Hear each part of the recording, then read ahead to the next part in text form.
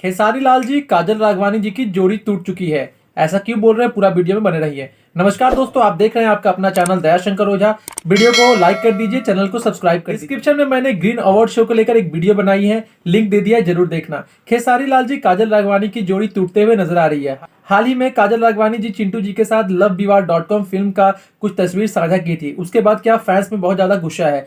इधर खेसारी लाल यादव जी अपनी फिल्म राजा की आएगी बारात की शूटिंग जोरों शोर से कर रहे हैं और इसमें सुनिधि झा देखने को मिलेगी। और हाल फिलहाल में ही खेसारी लाल जी ने ये क्लियर कर दिया है कि सबको बराबर से चांस मिलना चाहिए और सभी लोगों को आप प्यार दे, सभी एक्ट्रेस को प्यार दे। कहीं ना कहीं काजल जी की तरफ इशारा जरूर था। एक तरफ काजल राघवानी जी चिंटू जी की जोड़ी बनते हुए नजर आ रही है और दूसरी तरफ खेसारी लाल जी काजल राघवानी जी की जो हिट जोड़ी है वो टूटते हुए नजर आ रही है। आप बताएं कमेंट सेक्शन में, खेसारी लाल जी काजल राघवानी जी की जो जोड़ी टूट चुकी है उससे फैंस कितने निराश है। वीडियो को लाइक कर दें, कमेंट जरूर करें और खेसारी जी के फैंस तक शेयर कर दें।